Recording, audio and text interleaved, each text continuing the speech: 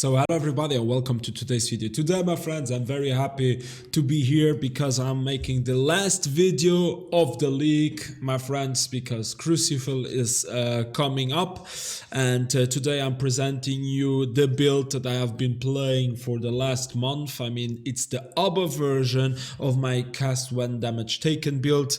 I mean, the previous build was around 75 divines. This one is around 400 divines. Okay, thank you so much, Padders, for setting it up. It is a very nice version. The main difference between this version and the previous one is the cost, yes, and the DPS. The damage is really crazy on this version. It was meant to farm other bosses. Okay, I used it for mapping. Okay, but I'm gonna show you how strong it is, and the DPS, you will see it because I'm gonna do a Writhing invitation. Many people told me that's how they see how much damage their build makes, and you will see this boss is gonna go down like nothing, my friends. So as I do always on my build guides, I'm gonna put a link to the POE of this build so that you can like just take your time, copy everything and so on. So this is gonna be a build guide a bit faster since we have already made the first version of it, and this is only an adding to it. So my friends, let's go for the pros and the cons.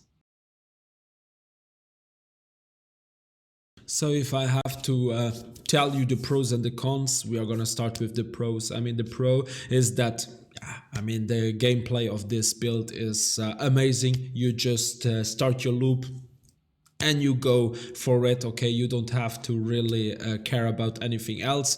Okay, the other pro, it is that it makes a huge amount of DPS really, and yeah, I mean, I didn't got bored from it because it's so nice to farm. I tell you, this gameplay is really amazing. DPS feels great, and also the defensive aspect of this build also, since we are freezing our opponents, we are freezing until out of our screen. That means, yeah, we are very like, I would say we are safe with this build, especially if you don't play it greedy. You take your time, and yeah, and you are decently fast. Okay, so at the cons, I would say, yeah, there are a lot of mods that you can do. For example, mods that modifies Flask recharges, also like the regen and stuff like that. I mean, that's bad for you because it's gonna rip your loop, but anything else is just fine for us, really. And then another negative is it's a very noisy build. Most of the viewers coming over and saying, fuck Diaz, you still on this build, your ears are not falling down yet, and so on, and they are damn right. I mean, that's one of the biggest negative points, because yeah, you have to be consistently looping, and it's sometimes a bit annoying. Okay, and you have to reset every time you get into another room, to boss rooms or to sanctum. Okay, now it's over, but you needed to always to reset your loop. It was a bit annoying, but anything else, it's just an amazing build. And now we are gonna talk about the skill gems. So my friends, on the skill gems, on our main weapon, we are using the 620 Awakened Creator multiple projectile support, and divergent cast when damage taken support, very important, 2020 divergent. Okay, then the freezing pulse 2020, Arcane Surge 2020, the creeping frost 2020, and the bone chill 2020. Then on our helmet, we are using a cast when damage taken support level 5, very important, don't level it. Then anomalous summon skeleton 1120, important. Okay, take always care about the levels that I'm telling you. Then a level 1 forbidden right, then an anomalous minion speed support, level 1620, okay, important also. Then on our ring we are using a Rider's Fire 2120, okay. I mean, divergent wall, sorry, a divergent wall. Fucking hell, I didn't see it. Okay, this is a bit expensive, but very nice. Okay, and then on our body armor, very important, the body armor with the right colors, don't forget, okay, 3 blues, 2 reds, 1 green. We are using divergent ice spear 2120, and then power support level 4. Then an awakened greater multiple projectile support, again level 620.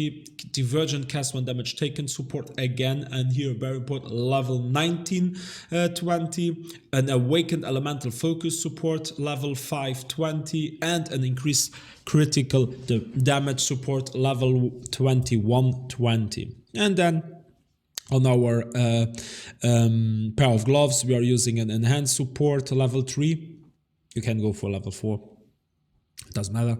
Then the snipers mark level 20 and 1620, sorry, 2020, 16 comes from enhance, sorry. Then cast 1 damage taken support 2023, and a phantasmal sigil of power 2023. Okay, and then lastly we are using on our pair of boots hatred level 21, and a divergent eternal blasting support 2020, and a flame dash 2023, and a face run 2023. That was it with the skill gems, and then we are going to talk about the gear and the flasks. So my friends, and now we are going to talk about the gear and the flasks. I mean, we are starting with our weapon, the Annihilating Light Quarterstaff. I'm sorry if I mispronounced it. I mean, it doesn't have to be foiled, okay? Very important, but it just looks amazing like this, okay? What is the most important is the enchantment quality does not increase physical damage, grants 1% increased elemental damage per 2% quality, because we are doing elemental damage, I mean the cold damage. Yeah, there is not much to say. Then the helmet, yeah, as you can see, we have the the enchantment Ice Spear fires an additional projectile, very important, very nice. Then we have on this helmet, we have intelligence, okay, attributes very important in this build. So intelligence, we have ward, pretty much on everything, I think, or all of our rare stuff. Then resistance, and then stun and block recovery, and resistance. As I said, I mean resistance and attributes is, and ward is the most important on all of our pieces. Then we have here our ring, strength, dexterity, intelligence, okay. Then we have mana and damage taken recouped as mana, very important, okay, this enchantment. Then on the other ring, it's a hardbound loop moonstone ring. There is not much to say, only that the implicit, the strength, increased strength, increased intelligence, what is really nice, okay. And then yeah, our amulet, you know it, and you are seeing it. It's the crystallized omniscience, okay. Yeah, I mean, there is not much to say. We have the allocation counterweight. I mean, you see it by yourself why we are using it, okay. And then our body armor, as I said already in the section previously, you need to pay attention to the colors: 1 green, 2 reds, 3 blues. That's the most important. Then the lead shade, okay. Skin of the Lords, it's with lead shade, okay, very important. And then the rest is normal. Then we have on our pair of gloves, yeah, on our I forgot to say, on our helmet, yeah, we have the implicit physical damage taken recouped as life, and while a unique enemy is in your presence, 30% increased spell damage, okay. And then on our pair of gloves, we are using infliction, exposure on hit, minus 11 to cold resistance, and a chance to nerf enemies for 4 seconds on hit. Very nice. And then, as I said, attributes, that means dexterity. We have ward and resistance, okay, and then increased critical strike chance and increased stun and block recovery, okay. Very nice. And then our pair of boots. We are using increased movement speed if you haven't been hit recently. Very nice enchantment if you can get it. And then we have increased movement speed and increased cooldown recovery rate. Very important. Then, as I told you, resistance and ward. Okay, and then movement speed, what is normal.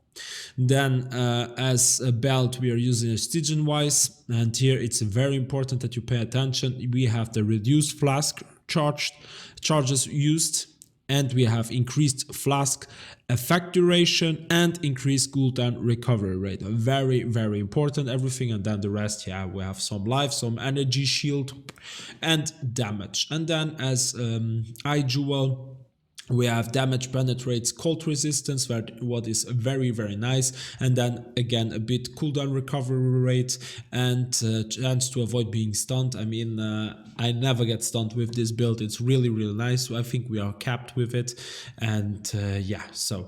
And now with the flasks, we are using an Allrod Resolve Iron Flask, okay, where we have reused at the end of this flask effect. I mean, we are using it everywhere, okay.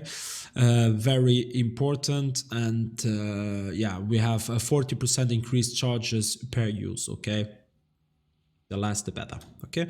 And then we have the Bottled Fate. There is not much to say, as you can see, okay. The most important is consecrated ground created during effect applies and whatsoever, that this is maxed. Okay, that's the most important, and also the reduced duration to be maxed, I mean at 15 and not at 30. Then we are using a Bismuth Flask, okay, with reduced duration and increased effect, very important. And we have the Dying Sun. Why are we using that? Because of the skills fire 2 additional projectiles. During effect, we are like sending out 8 extra projectiles in total, or 7 ice spears, if I'm not mistaken, 7 or 8, what is really, really nice with all of that, what we are using. And yeah, I mean, that's what we are using as flasks and gear, my friends. And now we are going to talk about the skill tree and the remainings.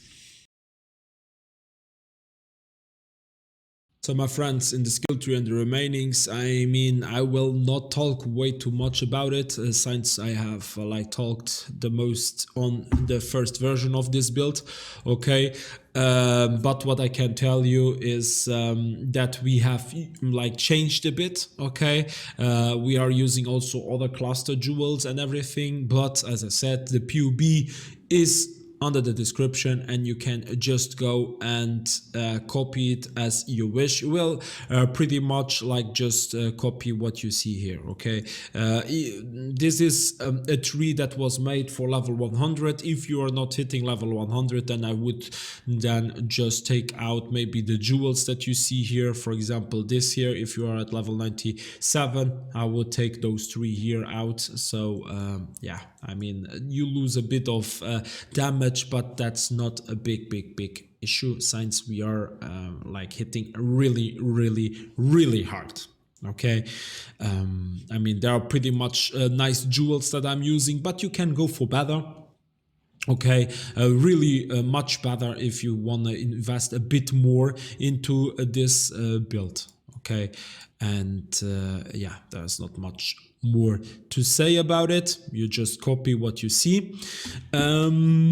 And then the remainings, very important in this build, that we are going for Soul of the Brine King and Soul of Yugul. Very important, those 2 here. It's very important in this build, okay. Because if we don't use Brine King, believe me, it's gonna almost break our character, okay. And yeah, so especially in this build, it is very important to go for the Pantheon, okay. And now I'm gonna talk about how I play it. So my friends, now we are at one of the best sections of any video, any build guide. How I play it, it is very easy. I mean, I didn't talk about what weapons we are using as offhand, because I think it is more into this section, because it's important to play the build, but I wouldn't say that those weapons are like part of the gear. Actually it is, but then again not. Okay, what is very important is to have wands with trigger level 20 spectral spirits when equipped.